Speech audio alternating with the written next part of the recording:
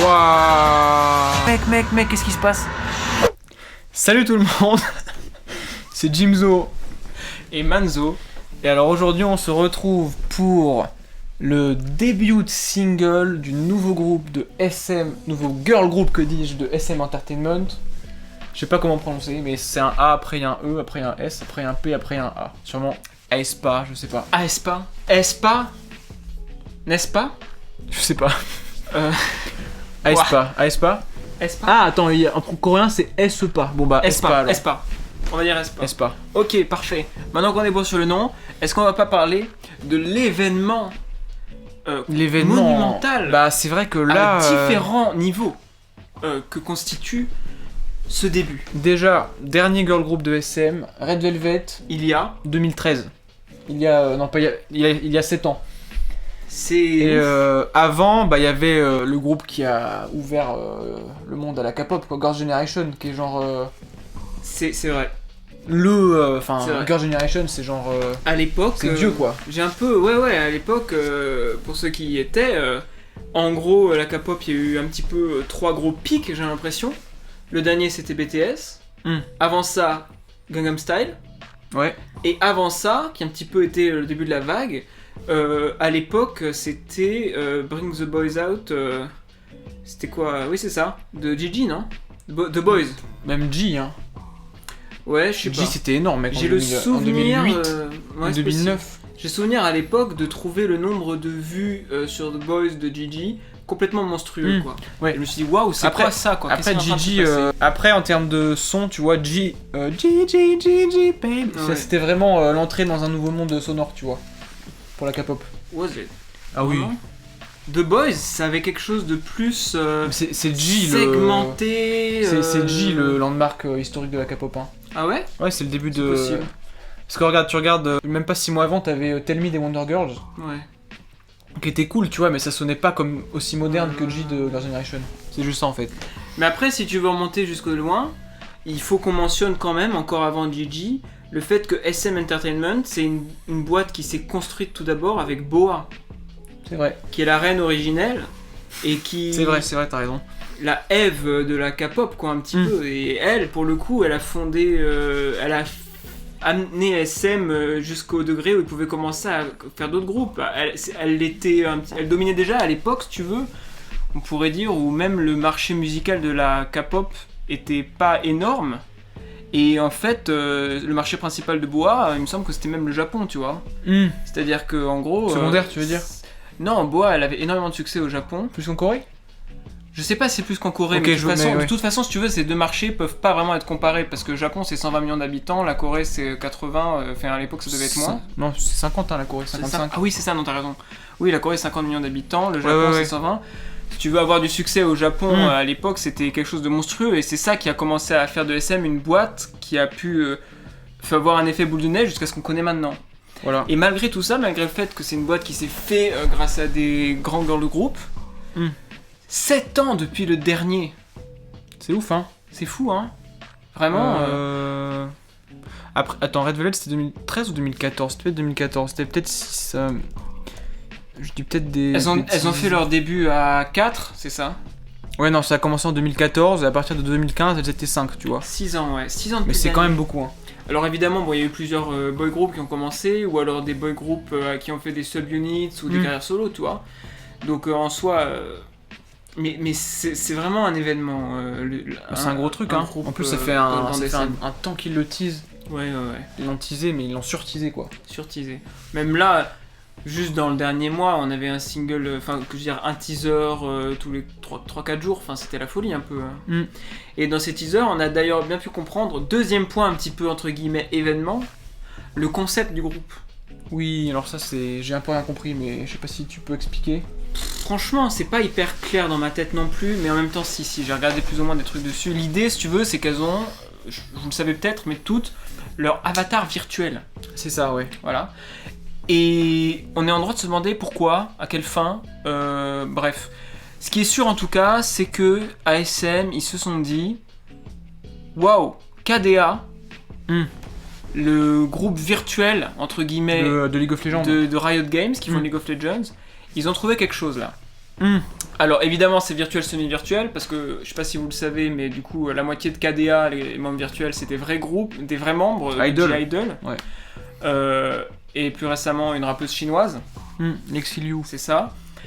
Et en gros ils ont vu qu'avec des membres virtuels tu pouvais avoir les vrais membres sur scène et en réalité augmentée comme ils avaient fait à la finale du championnat d'e-sport de LoL. Ouais, les Worlds ils avaient 2019, mis sur le grand écran 2018. Et puis sur le stream, tu voyais les membres virtuels à côté.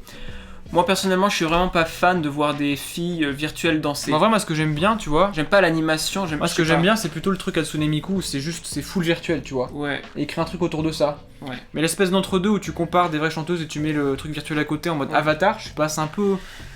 Ils prennent un risque, hein. Au niveau de la danse, moi, tu vois, je trouve que ça a pas grand intérêt de voir des robots, enfin, comment dire, des trucs virtuels danser, parce que la danse, c'est un petit peu un truc qui est beau quand t'arrives à voir des êtres humains avoir une maîtrise de leur corps suffisante pour que ça devienne quelque chose d'artistique, tu vois. Mais quand tu vois que c'est quelque chose qui a été programmé et que les mouvements font télégraphier et tout ça, presque la danse, c'est beau que si c'est imparfait, tu vois. Enfin, je suis vraiment pas fan de cet aspect-là de KDA, même si les musiques sont vraiment cool. Ouais. Mais alors un truc un petit peu à la fois intéressant et un petit peu étrange que j'avais vu, c'est la justification qu'avait pu donner SM Entertainment dans des interviews sur pourquoi ils font ça. C'est que en fait, en gros, un membre virtuel, un avatar virtuel, c'est pas un être humain. Tu peux le faire voyager à n'importe quel endroit du monde, ou dans n'importe quel show, dans n'importe quel talk show, dans n'importe quel Instagram live à n'importe quel moment. Si un membre est malade, il peut le remplacer sur scène. C'est bizarre, hein. Tu peux avoir, je sais pas, ils pourront faire, je sais pas, des applications ou des bails de filtres, je sais pas, sur des applications pour qu'en gros, je sais pas, les fans puissent interagir avec les avatars virtuels de façon que tu peux pas avec une vraie personne, une vraie célébrité qui est occupée, tout ça. Donc on est en gros un petit peu sur une idée à la limite du... On peut se poser des questions, quoi. C'est-à-dire qu'il y a aussi ce côté business. Un avatar, c'est pas un humain, et on peut lui faire un peu ce qu'on veut. Ça signe pas de contrat, quoi, tu vois. C'est un peu étonnant à ce niveau-là. Mais bon, là on s'importe un petit peu. Ouais. Faut déjà parler de ce que ça peut amener au niveau du concept esthétique, tout ça. Comment dire, dans les teasers, on les voyait interagir plus ou moins avec leurs avatars. J'ai pas compris si les avatars avaient leur même nom ou si c'était, en gros, si c'était censé être vraiment elle ou si c'était un alter ego avec un autre nom. Ouais, du coup en fait, il y a la membre et sa version virtuelle où il est marqué AE, enfin A, qui veut dire Avatar X Experience. Enfin bon, c'est un concept très concept, quoi. Très conceptuel, ouais. Et en gros, voilà, chaque membre a son avatar qui peut la remplacer, mais c'est censé être juste le membre, quoi, mais en version unique. Ouais. C'est étonnant. Donc il y a 4 membres. Oui. 2 coréennes, une chinoise, une japonaise. Donc ça. Donc on est sur un équilibre qui est là en gros pour refléter un petit peu le marché asiatique, quoi, on va dire. Hein. Ouais. Clairement. C'est bien. 4 membres, c'est une bonne formule, je trouve, pour faire quelque chose qui aura un succès rapide, je trouve. Comme au début de Red Velvet, hein. Ouais, comme au début de Red Velvet. Ah, c'est vrai, t'as raison. Bon, évidemment, il y a Blackpink. Moi, au niveau du concept, des visuels qu'on a eu un petit peu des clips ou tout ça, je les trouve proches de Blackpink. Au sens... J'ai pas vu, moi. Ah ouais. Je me suis rien spoilé. Il y a un côté un peu coloré, même les filles, elles me donnent plus une vibe girl crush. Dans leurs outfits, tout ça, je crois que dans leur couleur de cheveux, etc. Ce qui est pas hyper étonnant, parce que c'est aussi le concept de KDA, par exemple. C'est sans doute ce qui se prête le mieux à cet aspect, tout ça, avatar virtuel, etc. Bah écoutez, là vraiment, on sait vraiment pas à quoi s'attendre. On a fait une un peu longue intro, mais c'est parce que vraiment, ouais, ce concept, il est étonnant. C'est vraiment un événement, et presque l'importance de l'événement est devenue un sujet secondaire par rapport à ce concept étonnant, quoi. Ouais. Donc je sais pas trop, avec tout ça, on sait pas à quoi s'attendre au niveau du son. Sur les crédits, on a regardé vite fait, en gros, on a un gros bonnet de SM au niveau de la production qui s'appelle Yoongjin. Yu Yoongjin. Et à côté de ça, on a pas mal d'étrangers qui ont l'air plutôt spécialistes du hip-hop. Plutôt, ouais. Donc en gros, le gros inconnu, là, c'est le son. Avant qu'on s'écoute le clip, si ce n'est pas déjà fait, s'il vous plaît, mettez un like, abonnez-vous. C'est vraiment la meilleure façon de nous soutenir parce qu'on sait que vous serez là sur les prochaines vidéos. Et puis ensuite, bah, écoutez, on va se regarder ça et puis allons-y. Yep.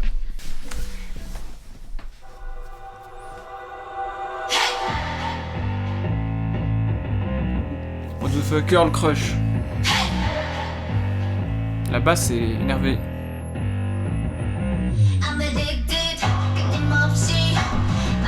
Oh la vache.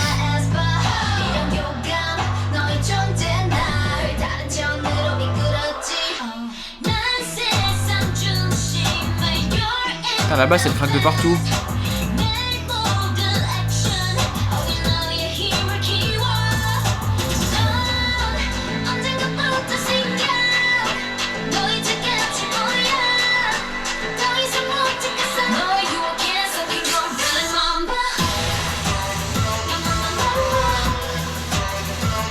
Waouh.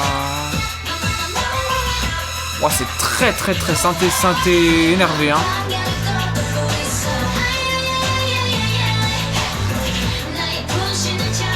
Waouh. Ah le Black Mamba. Tu vois ce que je veux dire sur le côté un petit peu Blackpink des visuels? Le clip. Ouais. Carrément. Un petit peu ITZY aussi. Très contraste et très coloré. Ouais, c'est ça.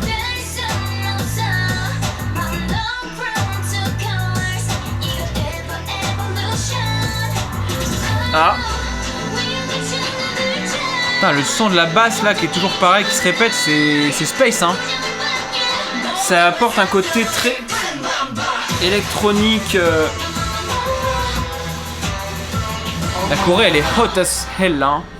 Elle est vraiment hot, elle me fait penser au fameux move de Yeji. Mec, qu'est-ce qui se passe? Ah là on voit le côté Psycho Monster, tout ça que SM ils font depuis quelques temps là. Mec. J'ai peur là. Maman aide-moi. Wesh.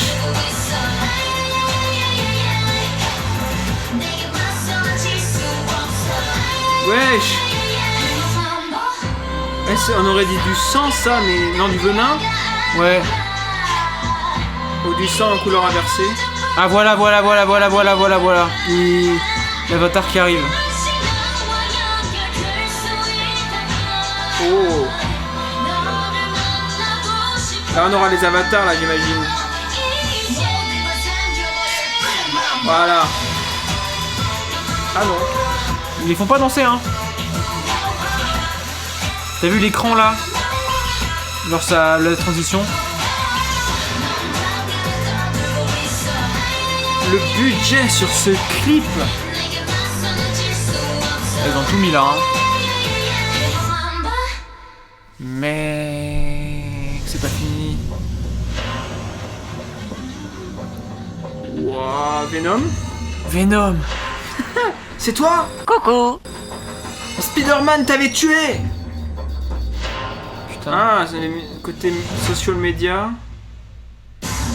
C'était... Putain, mais mec, c'est quoi ce délire? T'as une sorte de son à l'Inception là. Ah.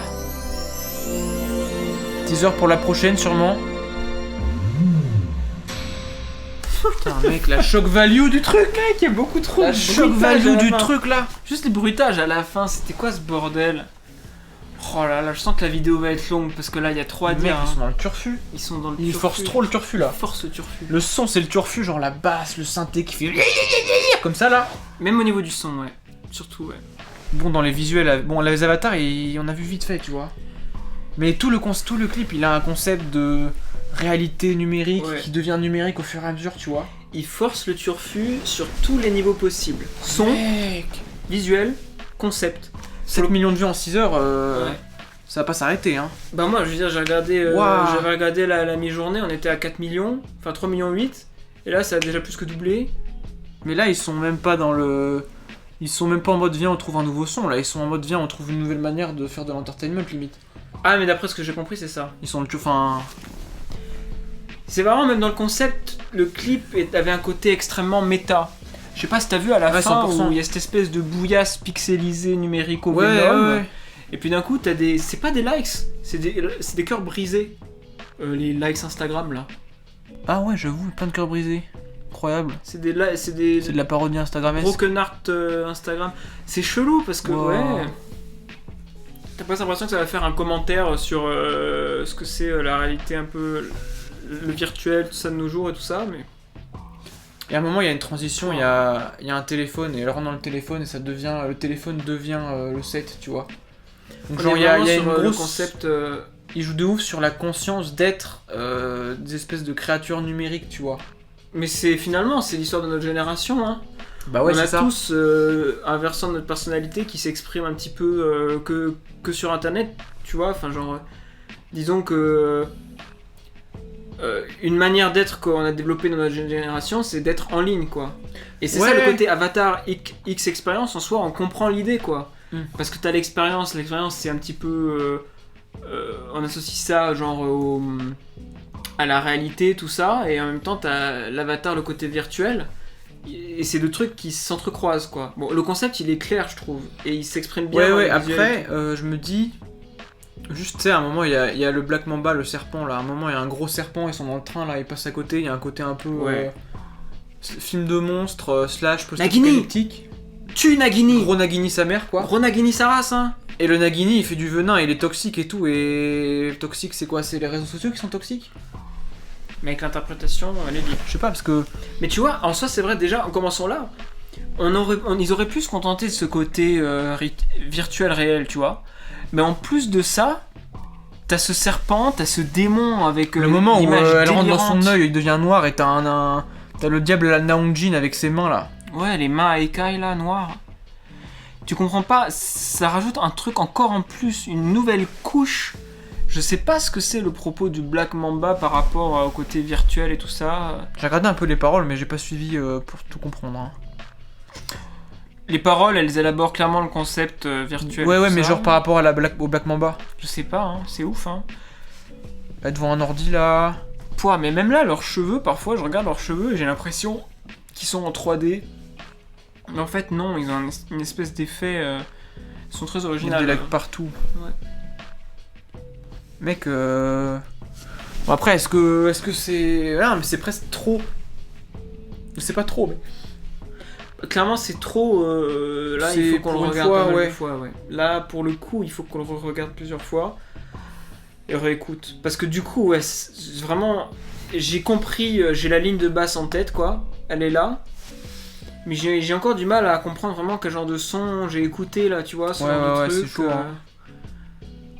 Même le clip, mec, absorbé. Il est limite stéréoscopique, tellement il y a d'images, de couleurs et tout, de lumière, de trucs, de... À un moment, t'as un truc t'as de l'animé, t'as des passages sataniques sans le son, là. Ouf. Il y a trop. On le regarde? Ouais, on le regarde, ouais. Vas-y. Clairement, on le regarde.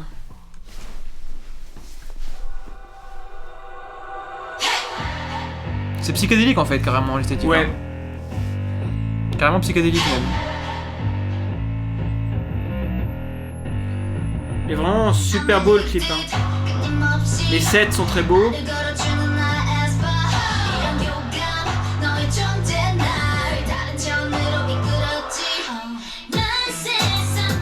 La basse elle fait 4 notes pendant tout le morceau. Avec ce son super fat là.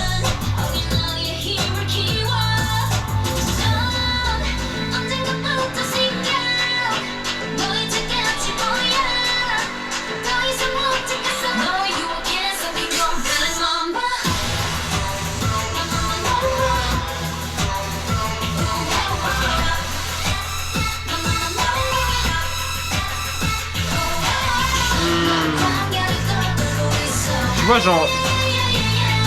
J'aime bien ça. Ouais. Un truc comme ça, c'est plus Blackpinkesque que Red Velvetesque. Oui, c'est l'impression que j'ai. Les outfits sont insane aussi, hein. T'as vu là l'image avec des cagoules roses là? Les cagoules roses, elles me rappellent un truc.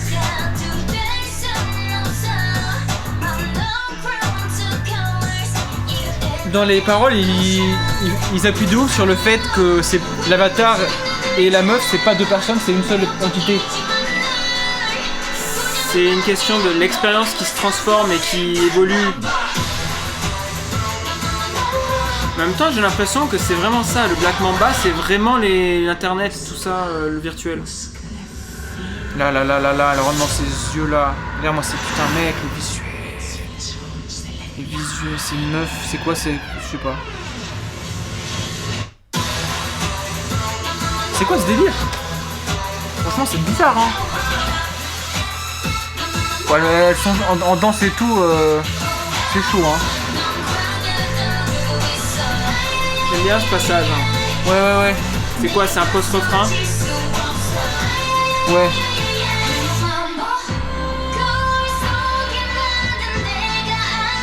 Elle regarde son miroir, t'as vu? Et là, dans le miroir, il y a son avatar maintenant. Et ensuite, l'autre, son reflet disparaît. Il y a des cœurs partout, genre elle a un cœur en boucle d'oreille. Dans la chambre, elle a des cœurs là. C'est le like Instagram. Ouais, c'est ça.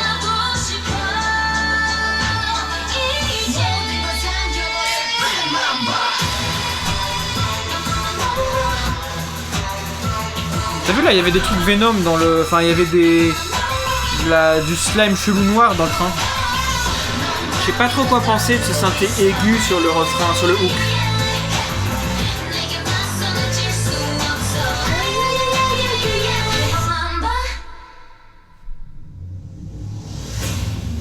Oh, encore le moment bizarre là.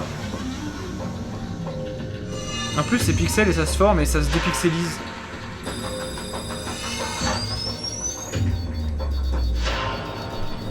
C'est genre l'une d'entre... Ah mais c'est disturbing. Ah putain, j'ai une théorie de ouf. Ah ouais? J'ai une théorie de ouf. Ouais. Tu penses pas que le truc qui crée à la fin c'est un 5e membre qui va arriver bientôt? Peut-être ça sera un 5e membre qui sera que virtuel ou un truc comme ça, ou je sais pas, un bail... je sais pas. Mais t'as vu là, ça on dirait le comment? L'Upside Down dans Stranger Things, de ouf, mec. De ouf. C'est genre... C'est ce que je disais, le slime noir là. Tout est en mode Venom, il y a du slime noir partout et il y a ce membre ouais, qui naît uniquement de like Instagram mais à partir d'une bouillie de pixels. Je pense pas que c'est un 5e membre. Si c'est un 5e membre, ça pourrait tout à fait être un membre uniquement virtuel. Ouais, ou... Je sais pas, peut-être qu'il va y avoir une espèce de storyline, genre leur avatar devient corrompu par un virus informatique et elles doivent le combattre. Je sais ouais, pas. mais ça avait un côté très... Voilà, ils sont vraiment à fond dans le... C'est un délire, hein. Ah, le concept est dans le turfu, les mecs. Il va falloir qu'on en parle, hein, parce que... venez nous parler dans les commentaires là-dessus, parce que vraiment, je sais pas quoi penser. Est-ce qu'on parlerait pas un peu du son? Si tu veux, mais moi je suis choqué là, je sais pas quoi dire. Hein. Si, je peux dire des trucs, mais... Moi, bah écoute, je peux pas trop en dire sur le style ou quoi, mais je peux dire ce que j'ai aimé, ce que j'ai pas aimé. Ouais. J'ai beaucoup... Je suis pas marqué par le couplet. J'ai beaucoup aimé le post-refrain. Aïe aïe aïe aïe aïe aïe. Et puis le truc qu'il amène. J'aime bien le son qui est développé dessous. Ouais. Mais j'ai un peu des doutes sur le hook. Comme ça là. Ouais, j'aime pas trop les synthés aigus qu'il y a dans le mix à ce moment-là. Ah ouais? Tu vois, ils sont un peu stridents. Et ça me dérange pas dans leur fait qu'ils sont stridents, ils me dérangent dans le fait que je trouve qu'ils rentrent pas tellement bien dans le mix. Moi, ça m'a pas dérangé plus que ça. Ouais. Par contre, pour aller un peu dans ce que t'es en train de dire, tu vois, en fait, c'est tellement énervé comme son. C'est vrai, que super vénère. Pour écouter ça, faut être dans un mood c'est jeu vidéo-esque, tu vois. C'est vrai que ouais, c'est pas de la pop. Enfin, non, c'est trop vénère pour être de la pop. C'est plus vénère que du girl crush. Après, SM, ils avaient fait des trucs vénères comme ça, genre Obsession d'Exo, c'était énervé de fou. Oui. Mais là, c'est un autre niveau, hein. Et surtout pour un... c'est-à-dire qu'entendre des girl filles, group, quoi. Entendre des filles un peu crier comme ça, tu vois, un petit peu avoir une voix vraiment puissante, ça fait pas le même effet qu'entendre des mecs faire la même chose. Ouais. Parce que pour un mec, comment dire, ça se différencie moins de ce que t'entends d'habitude, quoi. Puis Red Velvet, le truc le plus dark qu'elles avaient fait, c'était clairement Psycho, leur dernier single, quoi. Et c'était une espèce de darkness... C'était une darkness femme fatale, très mélodique, tu vois. Ouais. Mais là, mec... Là, c'est des monstres de la dimension parallèle du futur qui viennent te crier dans la gueule, quoi. c'est le dark side, C'est fou, hein. le côté obscur du girl crush, un peu. Plus encore que ce qu'on avait pu Au avoir. moins de la là, ils part prennent d'Izzy. des... Pas des risques, mais enfin... Ouais, c'est chaud, hein. C'est plus qu'un risque là. Là pour le coup, on peut C'est un pas. statement. On est obligé de reconnaître l'innovation. C'est un statement musical, ce truc. Hmm. Enfin, musical ou conceptuel, je sais pas, mais... On est obligé de reconnaître l'innovation sur tous les niveaux. Encore qu'au niveau du son, à quel point c'est innovant. C'est pas innovant au sens où ils ont inventé un genre ni rien. Ouais. C'est innovant au sens où ils tentent quelque chose qui est vraiment énervé, avec une drôle de vibe, une drôle d'ambiance pour un premier single d'un groupe de pop, Ouais, de ouf. tu vois. De fou. En soi, ce genre d'électro, ce genre de synthé, bon évidemment qu'on connaît, mais avoir un groupe de pop, un girl band qui plus est, débuter sur un son pareil, je veux dire là, c'est un délire, hein. je veux dire c'est pas Boy With Franchement, Love quoi, va pas y avoir ta mère qui tombe là-dessus à la radio et qui laisse ça, tu vois. Bah non. Elle va être là, vraiment ouais, pas. ça bouge un peu, hein. Genre, ouais, c'est fou quoi. Bah... J'ai l'impression que. Mais après, peut-être qu'ils commencent comme ça. Bah, Ils cassent la baraque un grand coup. pour dire ça, Et ensuite, ils vont t'amener dans un truc plus catchy, Là. plus pop. à la fin, là. Ouais. Si ça annonce un nouveau son, On est sur des nappes de synthé tellement. Là, c'est très lush. Ça, là, on est sur du Blade C'est- Runner shit, là. Hein. On Ouais, est sur mais- du SF.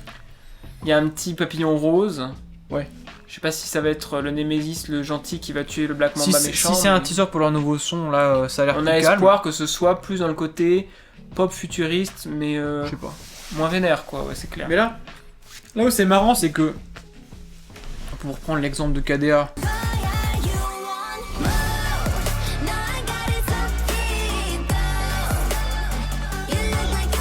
bah c'est aussi des sons très vénères comme ça, tu vois. Oui, c'est vrai. Surtout C'est la marrant, dernière, les dernières, là, c'est vrai qu'en soi, ils Non. ont grave repris cette idée que le côté virtuel, ça pouvait aller avec une espèce de méga girl crush. Un côté épique, presque. C'est pas girl crush au sens où t'as une crush dessus, c'est genre c'est des girls qui crushent.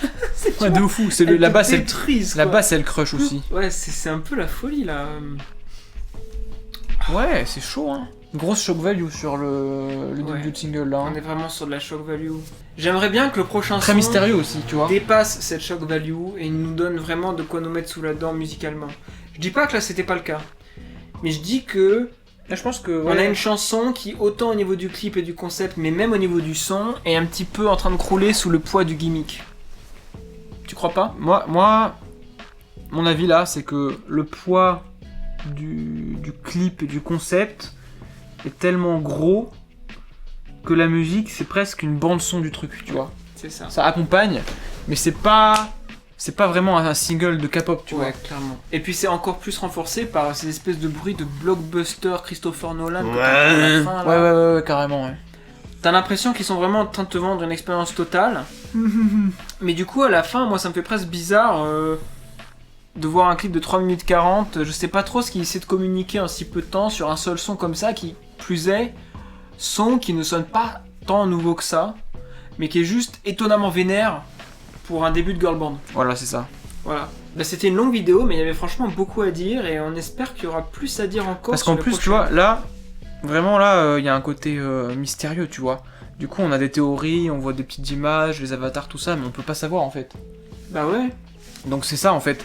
Le meilleur truc qu'on puisse dire, c'est que on sait pas ce qui va se passer. Et on est limite. Enfin moi, en tout cas, je suis archi étonné, curieux, tu vois. En même temps, je suis flippé un peu parce que je sais pas, le clip il faisait peur, frère. Bah, le clip fait peur, le concept est une énorme prise de risque pour SM. Mais bon, en même temps, s'il y a une maison dans la K-pop qui peut se permettre de prendre ce genre de risque, c'est peut-être SM, tu vois. Oui, parce qu'ils sont. C'est une énorme boîte, quoi. C'est-à-dire, quand on Ils ont parle les d'industrie racines de la K-pop, ancrées dans le sol, quoi. Ouais, voilà, c'est pas un de ces labels indépendants, ni même un de ces labels indépendants qui est récemment devenu gros, presque comme l'a fait Big Hit un peu, tu vois. Ouais. Là, on part vraiment sur. C'est les kings SM. Hein. C'est les kings, donc s'ils peuvent prendre des risques, qu'ils le fassent, et tant mieux, quoi, on est content. La Mais prise là, de SM, risque, je ouais. la retrouve pas tellement au niveau sonore, mais je la retrouve dans tout le reste, quoi. Hmm. Ok. Hmm. Bah écoutez, dites-nous votre avis vraiment. Là. Ouais. Dites-nous ce que vous en avez Parce que pensé, là, et tout, si ça vous hype le côté Avatar, si ça vous fait flipper. Si le son vous a marqué en lui-même, au-delà de l'expérience de la shock value du total, Ouais. et et qu'est-ce que vous attendez qu'il nous fasse à l'avenir aussi? Tout à fait. Abonnez-vous s'il vous plaît, laissez un like, c'est super, et vous êtes de plus en plus à vous abonner, et ça fait Ouais, ça vraiment fait grave super plaisir. Et en plus, nous, ça nous encourage parce qu'on se dit que si on ressort une vidéo, il y aura des gens qui seront là tout de suite pour la regarder. Ouais, tout à Et fait. vraiment, s'il vous plaît, abonnez-vous, c'est vraiment la meilleure façon de nous soutenir. Likez, on discute de tout ça en commentaire. Comme d'habitude, je réponds à un maximum. Et bah écoutez, merci d'avoir regardé. Ouais. Bah à la prochaine du coup. Et on se retrouve à la prochaine.